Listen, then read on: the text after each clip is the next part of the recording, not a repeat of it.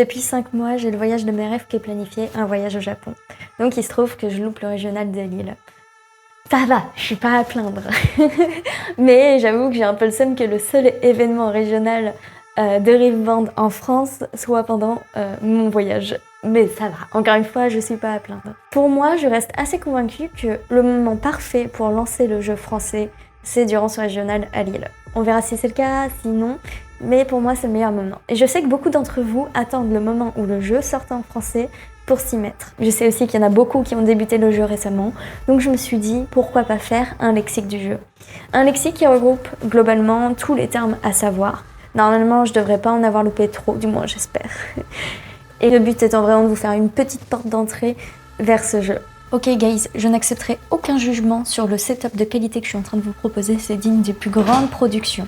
Et sur ce, nous allons pouvoir commencer avec la composition d'un deck. De quoi est composé votre deck? Dans un premier temps, de la légende. Votre deck va s'articuler tout autour de cette légende. Et des 2 runes qui sont autorisées de jouer dedans. Ici, bleu et jaune, Mind et Order. Et en bas de votre légende, vous avez un pouvoir que vous allez pouvoir faire tout au long de la partie. La légende va ici. Avec votre légende, vous avez un Chosen Champion. Dans votre deck, vous allez pouvoir avoir plusieurs Champion Units. Vous jouez une légende Victor, le Chosen Champion doit être un Victor aussi. Il va à côté. Dans votre deck, vous pouvez avoir 2 Champion Units, mais celle-ci vient ici, à côté, et vous pouvez la jouer à tout moment, tant que vous avez le coup d'achat. Après, vous avez les Battlefields, donc les terrains qui sont le moyen de faire les points dans Riveband. Je reviendrai plus tard là-dessus. Et chaque joueur va jouer un terrain et va le mettre au milieu. Et à savoir que chaque terrain a un pouvoir spécifique qui est noté des 2 côtés de la carte. Et ensuite vient le nerf de la guerre, les runes. Vous êtes obligé de jouer les runes de votre légende, donc bleu et jaune. Après, vous articulez votre deck de runes comme vous le voulez. Il y a 12 cartes, vous mettez autant de chaque couleur que vous le souhaitez. Donc vous avez votre deck de runes ici. Et ensuite, vous avez votre main deck, le deck principal, composé de 39 cartes, 40 avec celle-ci. Et celui-ci vient là. Ce main deck est composé de 3 styles de cartes. Vous avez les gears, vous avez les unités, ça faillit presque être parfait, et vous avez les sorts. Je viendrai plus en détail sur chacun de ces types de cartes, mais votre main deck est composé essentiellement de ça. Et à côté de ce main deck, vous avez votre side deck. Ce side deck peut être composé de 8 cartes au maximum, et donc ce sont des cartes que vous ne jouez pas dans le deck principal, mais dans un BO par exemple de 3 games, votre première game, vous allez devoir la jouer avec votre main deck. Mais à partir de la seconde game, entre chaque nouvelle game, vous avez la possibilité d'intégrer autant de cartes que vous le souhaitez et de l'échanger avec une autre carte. Par exemple, je dis celle-là je la veux, celle-là je la sors pour la prochaine game. Et idem pour la 3e game, vous pouvez dire au final je veux ça et j'enlève ça. Ou vous pouvez dire je garde tout et je fais aucun changement. Je garde mon deck comme il est. Ce qui permet d'adapter votre deck pour surprendre votre adversaire, pour vous adapter tout simplement au deck qu'il a, aux champions qu'il joue, etc. Et après, hors de ces cartes qui composent votre deck, vous avez différentes cartes, par exemple les Gold Tokens, qui vous permettent de faire du recyclage, vous avez les buffs, qui permettent de buffer des unités, étonnamment. Après, vous avez des tokens recrues, donc qui sont juste des petites recrues, pas très fortes, etc. Vous avez d'autres types de cartes, par exemple des sprites, donc ces sprites qui sont des recrues un peu plus grosses, mais qui sont temporaires, on va revenir là-dessus. Vous avez différentes petites cartes à côté, qui peuvent être jouées en fonction de vos cartes dans votre deck. Et ce qu'on ne voit pas ici, c'est le cimetière. Le cimetière est composé de quoi? Le cimetière, c'est par exemple tous les spells que vous allez jouer, ça va être les unités qui vont mourir. Toutes ces cartes vont aller dans un cimetière ailleurs. Bon là, vu mon setup, on va dire que c'est ici. Et ces cimetières peuvent être consultés à tout moment par vous ou par votre adversaire. C'est toutes vos cartes défaussées. Donc globalement, ça c'est votre setup de jeu. Au début de la partie, qu'est-ce qui va se passer? Au début de la partie, vous allez mélanger votre deck de runes, vous allez mélanger votre deck principal, vous allez placer les terrains avec votre adversaire. Hop. Oh, attendez, il faut que je vous montre juste un truc. Regardez-moi la beauté de ces sleeves. Voilà, je viens de penser à ça et je vous les flex. Donc vous faites ces mélanges. Au tout début de la partie et seulement au tout début d'une partie, vous allez piocher les 4 premières cartes. Et nous allons faire ce qui s'appelle la phase de mulligan. La phase de mulligan, c'est quoi? Donc vous piochez ces 4 premières cartes, qui vont être vos cartes initiales de jeu. Vous les regardez et vous avez la possibilité d'en changer jusqu'à 2. Mais vous pouvez aussi en changer 0. Par exemple, vous dites, celle-là je la veux pas. Vous la mettez tout en bas. et vous en piochez une pour être à 4. Et là, ça en fait du Call the Week. Là, je connais certaines Irelia et tout qui auraient envie de mourir. Vous pouvez donc jusqu'à 2, ou vous pouvez dire je garde tout. C'est totalement possible aussi. Et à partir de ce moment, quand le premier joueur a été défini, etc., la première beginning phase va commencer. Et certains terrains ont un impact sur cette toute première beginning phase. Là, ça dit qu'on commence globalement avec 1 point. Donc derrière, ce battlefield, il sert à rien d'autre. C'est un type de battlefield qui permet d'accélérer la partie. Vous avez un peu tout type de battlefield, mais celui-là, c'est pour accélérer. Victor, je veux jouer aggro, donc c'est pour ça. Donc là, la partie commence. À chaque tour, ce qui va se passer, c'est que vous allez piocher une carte de votre main deck et vous allez piocher 2 cartes de runes. Sauf le premier tour qui est un peu spécifique, mais pour ça, je vous laisse aller regarder des vidéos de règles. Alors, je connais des petits potes qui font des vidéos très qualitatives, dont des vidéos de règles, n'hésitez pas à aller les voir. J'en ai fait une aussi, mais elle n'est pas très qualitative. Mais après, ça fait toujours plaisir, si vous allez voir ça. Mais globalement, chaque tour, vous allez piocher 2 runes. Ce qui est intéressant dans Riveband, c'est la gestion de ces runes qui sont l'une des principales ressources. Comment ça se passe pour jouer une carte? Là, c'est mon deck en main. Vous voyez que j'ai 2 runes.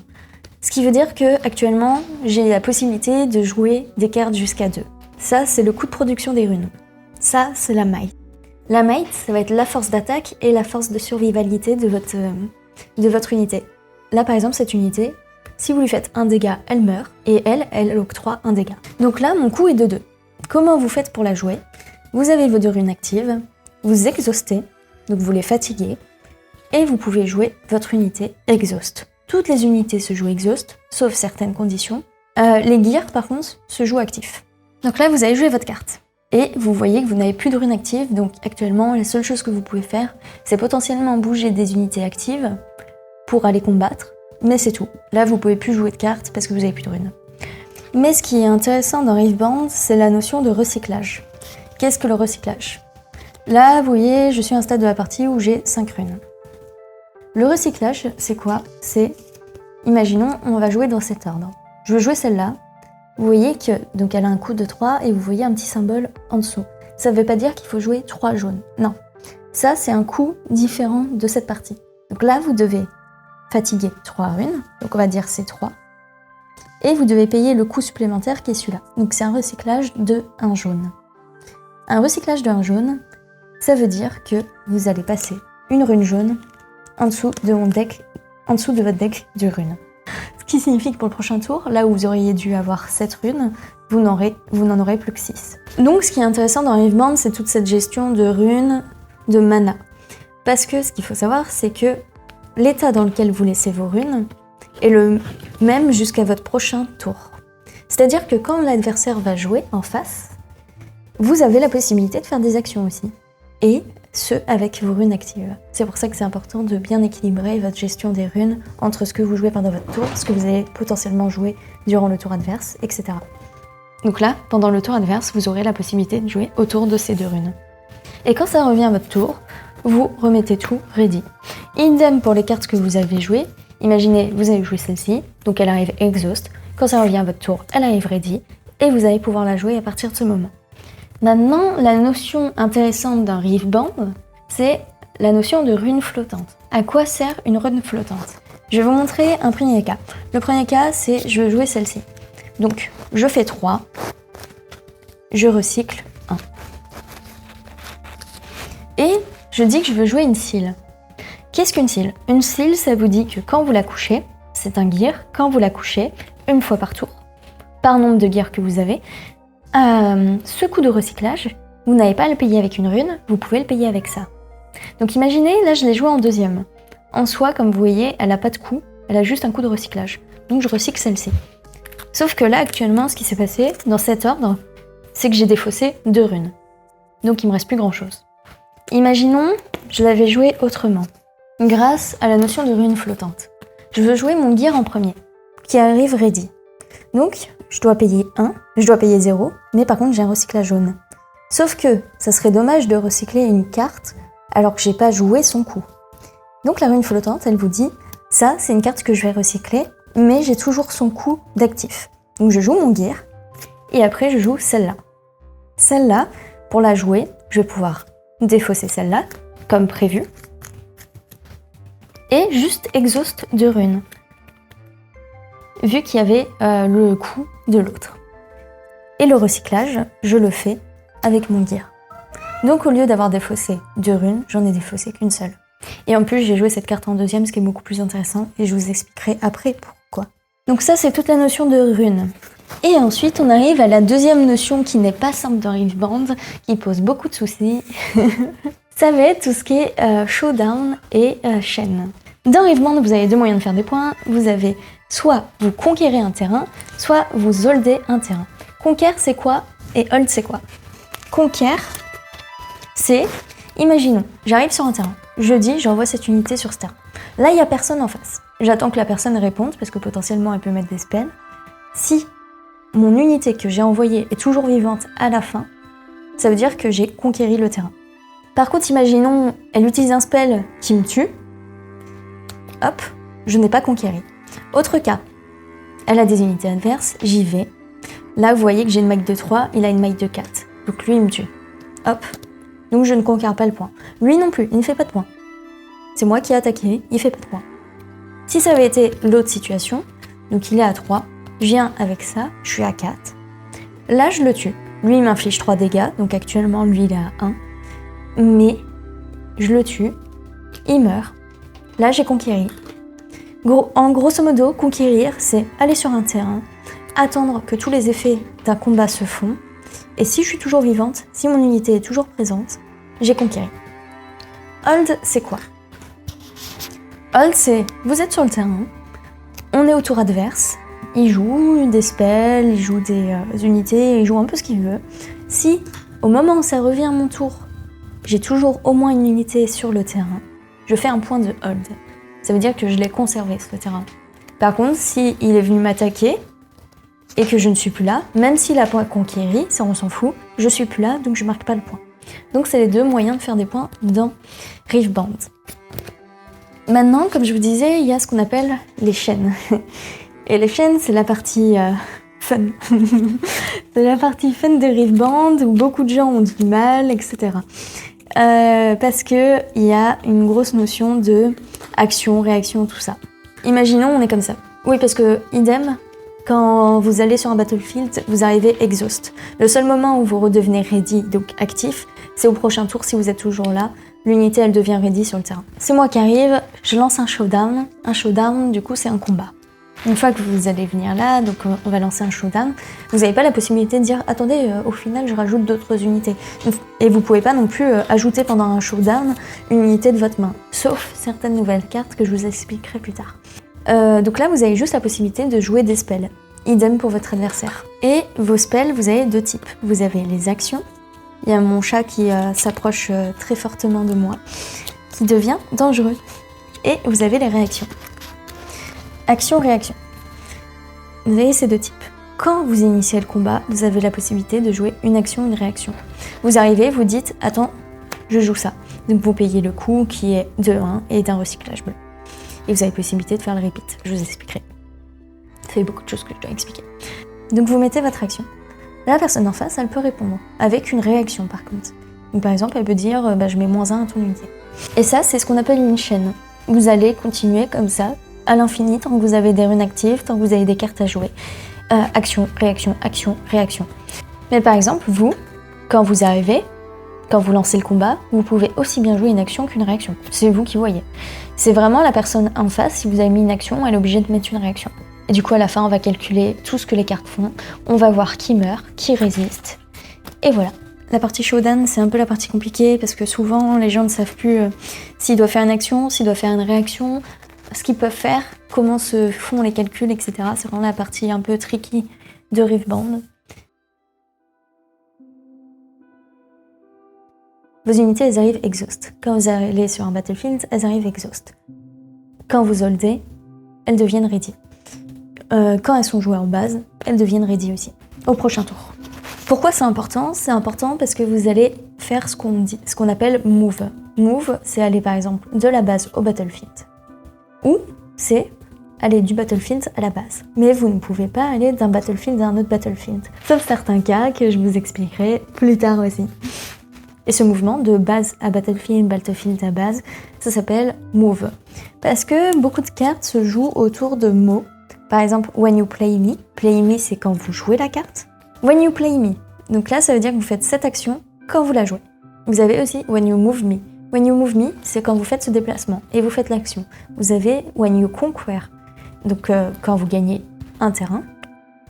Vous avez aussi when you hold, donc quand vous holdez. Merci Amandine pour cette précision, c'était vraiment obligatoire.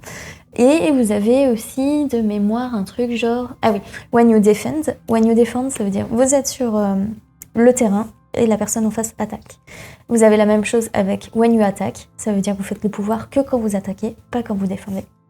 Donc ça, c'est différents mots-clés. Vos unités, elles ont d'autres mots-clés. Puis vraiment, le setup est tellement qualitatif que ça va être pratique. Youpla. Donc, je vais vous montrer un peu tout ce qui existe comme pouvoir. Nous allons commencer avec Accelerate. Accelerate, c'est quoi? Accelerate, c'est, comme je vous le disais, la plupart des unités arrivent exhaust. Sauf certaines qui disent j'arrive ready. Accelerate, c'est soit vous payez le coût de 5 et elle arrive exhaust, soit vous payez le coût de 5 plus 1 de coût plus un recyclage rouge et elle arrive ready. Donc vous pouvez la jouer directement. Ensuite, vous avez la notion d'assaut. Assaut, ça dit que quand vous attaquez, et seulement quand vous attaquez, donc si vous défendez un terrain, ça ne marche pas, vous avez plus 2 de might. Donc vous passez à 4. Vous venez comme ça, à 4. Quelqu'un en face attaque alors que vous êtes là, vous êtes à 2. Ensuite, vous avez la notion de Légion. Légion, c'est quoi? Ma carte de tout à l'heure, justement, elle avait Légion. Pourquoi c'est intéressant de la jouer en Légion et seulement en Légion? Elle dit, si vous la jouez en Légion, vous jouez 2 recrues. Donc les recrues, c'est les fameux tokens. Vous jouez 2 recrues de 1 à l'endroit où vous la jouez. Pourquoi il faut la jouer en Légion et comment on la joue en Légion? C'est, imaginons que vous jouez cette carte en première, elle arrive seule. Si vous jouez cette carte, pour rappel, jouer, c'est payer le coup. Si vous jouez cette carte en deuxième, là, vous faites le pouvoir. Donc la Légion, c'est vraiment jouer la carte au minimum en deuxième position. Ensuite, vous avez la notion de deflect qui me donne envie de gerber. Les deflects, c'est quoi? C'est quand votre ennemi vise cette carte, vous payez un recyclage. Si par exemple j'utilise ça, faire 6 dégâts à 2 unités, je dois cibler les unités, dire j'attaque celle-ci et celle-ci, même si la personne n'a que 2 unités. Du coup, je paye un deflect pour le poro. Par contre, il y a certaines cartes, par exemple, j'en ai une bien spécifique en tête, une carte que beaucoup de gens adorent, moi la première, le Kill the Weak. Chaque joueur doit tuer une unité. Même si la personne n'a plus qu'une unité, donc en soi c'est comme si je ciblais l'unité, c'est lui qui doit définir quelle unité il tue. Donc je ne paye pas le deflect du poro. Ah, le ganking, le fameux. Le ganking avec la fameuse vie par exemple. Oui, parce qu'une info que je vous ai pas donnée aussi, vous pouvez recycler des cartes de votre deck principal. C'est pas que le deck de runes. Alors pour payer les ressources, c'est que le deck de runes, mais il y a certaines cartes qui vous disent de recycler, etc. Ganking, c'est quoi? Comme je vous disais, vous pouvez que aller de base vers un battlefield ou de battlefield vers la base. Ganking, c'est spécial. Vous arrivez là, elle exhaust, vous pouvez rien faire de plus. Mais au prochain tour, elle devient ready et vous n'êtes plus obligé d'aller vers la base. Avec Ganking, vous pouvez aller vers un autre battlefield directement.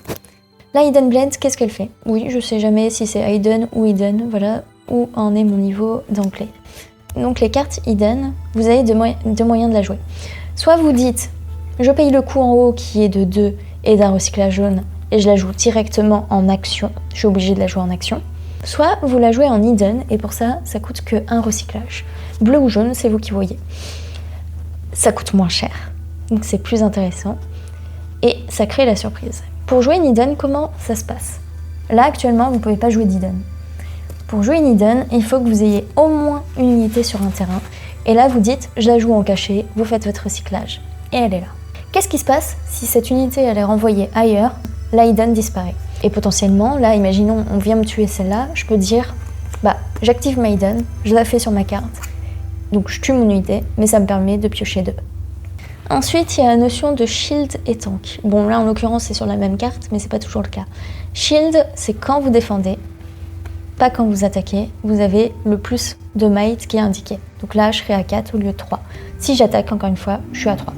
Et le tank, c'est quoi? Le tank, c'est juste que, imaginons, hop, j'ai ces 2 unités. La personne est obligée d'attaquer cette unité avant de pouvoir toucher celle-là. Imaginons, elle arrive avec 2 de might, elle dit je veux tuer celle-là, elle peut pas, parce qu'il faut d'abord se débarrasser de celle-ci. Et dans le set 3, il va y avoir un nouveau style de cartes qui sont les cartes backline. Backline, c'est totalement l'inverse de tank, c'est justement vous devez attaquer l'unité en dernier, et seulement en dernier. J'aimerais vous montrer un peu plus le contenu de ce classeur, mais encore une fois avec ce setup, la carte vision. Vision, c'est quoi? Quand vous jouez cette carte, vous regardez la carte du dessus de votre deck, et vous pouvez la recycler. Donc la recycler, c'est la mettre en bas de votre deck. Donc ça vous permet de l'éliminer si vous la trouvez pas intéressante maintenant, parce que généralement vous voyez pas du tout le bout de votre deck dans une partie, ou alors de la conserver si vous pensez qu'elle peut vous servir pour les prochains tours. Donc dans le set 3, vous allez avoir la carte Predict qui arrive. C'est globalement la même chose que Vision, c'est juste qu'actuellement les visions étaient que sur la carte unité. La carte Predict va être possible pour les spells aussi, etc. Vous avez le Death Knell. Qu'est-ce que le Death Knell? Le Death Knell, c'est cette unité meurt, celle-ci, je fais son pouvoir. Tant qu'elle est vivante, je fais pas son pouvoir. Ensuite, vous avez la notion de carte temporary. Celle-ci, elle dit que quand vous la jouez, vous jouez un sprite. Le sprite, c'est ça. Et le sprite a temporary. À savoir que dans le set 3, il va y avoir le blanc, et le blanc joue beaucoup autour des cartes sprite. Des cartes temporaires. Temporary, c'est en gros, celle-là, elle va arriver exhaust, celle-là, elle va arriver active, donc vous allez pouvoir la jouer tout de suite. Par contre, pendant le tour adverse, elle est là, mais quand ça revient à votre tour, elle meurt. Ah, mais il y a quand même un autre terme qui est important. Le terme channel. Channel, c'est quoi? C'est juste, vous avez votre deck de runes, et vous channel une rune exhaust. C'est juste rajouter une rune. Donc ça, c'est souvent dans les decks orange où vous avez besoin de grosses unités, et vous voulez rapidement channel des runes. Que signifie Why I'm Mighty? Elle est à 4, donc actuellement elle n'est pas Mighty. Mighty, ça veut dire que vous avez une Might de 5 ou de plus. Et donc si vous arrivez à avoir cette unité Mighty, par exemple avec un buff qui vous rajoute du +1, je suis en train de chercher mes buffs, là vous êtes Mighty, et donc vous pouvez faire le pouvoir qui est, tant que celle-ci est Mighty, vous avez Deflect, Ganking et Shield, donc beaucoup de choses. Mes traumatismes avec les Cassian Rain. Ah si, j'ai quand même oublié. Une légende. Toutes les légendes ont un spell signature. C'est quoi un spell signature? Un spell propre à votre légende. Donc aucun autre deck peut l'utiliser. Là par exemple, vous voyez, c'est du recyclage rouge et bleu. Mais vous pouvez l'utiliser que dans Kai'Sa, même si vous avez un deck rouge et bleu. Non, il y a une notion qu'on n'a pas vue. Voilà. Le Weapon Master. Le Weapon Master, c'est quoi? C'est, admettons, hop, j'ai en base une unité et j'ai un gear. Ce gear, pour le moment, n'est attaché à personne. Comme vous pouvez voir, pour attacher le gear, il faut que je paye un recyclage rouge. Le Weapon Master dit que quand vous la jouez, vous pouvez équiper votre gear, n'importe quel gear que vous voulez, avec un coup de moins. Donc vous équipez votre gear, mais vous pouvez également, et c'est le seul cas où vous pouvez le faire, c'est dire, par exemple, cette unité qui avait le gear, je joue cette carte, je la déséquipe et je l'ajoute sur cette unité. Là où, si ça avait été ce cas, je joue celle-ci, je peux pas dire ce gear vient ici. Il faut que l'unité meure pour que le gear revienne chez moi et pour que je puisse le rattacher à quelqu'un. C'est vraiment que les Weapon Masters qui peuvent récupérer le gear d'autres unités. Le Quick Draw, c'est quoi? C'est vous êtes en combat, vous avez la possibilité de, en réaction, jouer ce gear et de l'attacher à votre unité. Et je pense que, globalement, la seule notion nouvelle, enfin, seule notion en plus de celle dite précédemment dans le set 3, c'est la notion de Hunt et de Level. Hunt et Level, c'est quoi? Hunt, c'est des cartes où vous allez chasser de l'XP.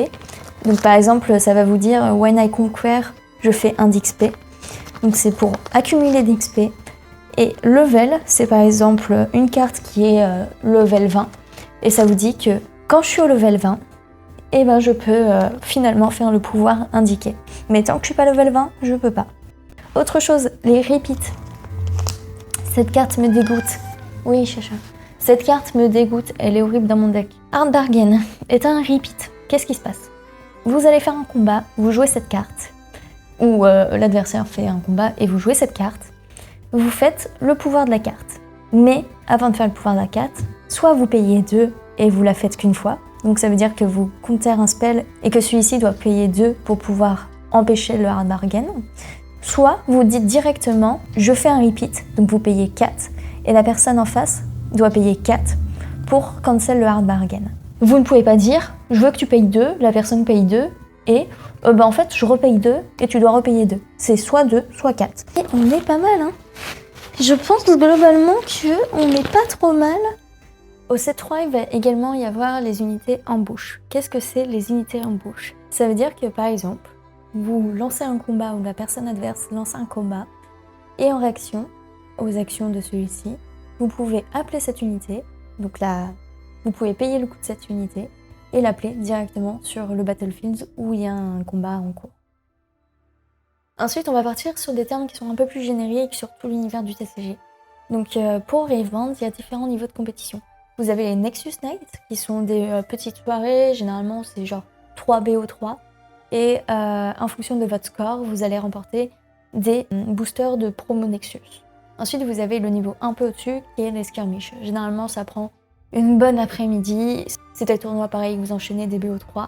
Et dans les skirmishes, vous avez différents niveaux qui vous permettent d'avoir telle ou telle récompense. Et si vous terminez premier d'un skirmish, vous obtenez un bail pour les compétitions régionales. Donc le bail pour le régional, ça veut dire que la première partie, vous n'allez pas la jouer, vous allez gagner. Et les fameux régionaux. Les régionaux, c'est quoi? C'est par exemple Bologne, c'est ce qui va arriver à Lille, je ne peux pas participer malheureusement. C'est des tournois où il y a genre 2000 joueurs. Vous affrontez pour faire top 1, vous n'allez pas passer le day 2, tant pis. Mais le but c'est d'être le meilleur. Et c'est sur ces tournois où aussi il y a la compétition interne entre guillemets du tournoi, où les gens essayent de faire premier de leur deck parce qu'il y a la récompense des cartes métalliques. La carte métallique, c'est votre légende en métallique.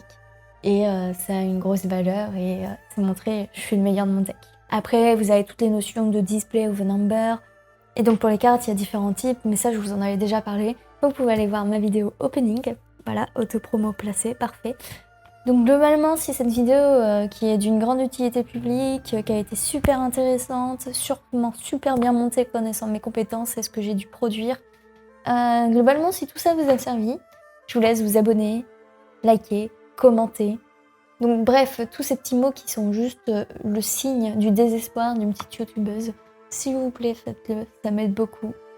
Et sur ce, je sais pas quand je vais publier d'autres vidéos, je vais publier 2-3 shorts qui sont programmés durant mes vacances. Et je reviens en force fin avril, du moins je vais essayer. Là, je prends des vacances bien méritées, je pense. Oui, parce que je taffe à côté. Pour ceux qui ne le savent pas, on me pose souvent la question. J'ai un taf aussi à côté. Donc je vais pas vous cacher que avoir des longues vacances, ça va me faire du bien. Et je reviens au plus vite avec un vlog, du Raveband, du lore, des e-sports. Et à la prochaine.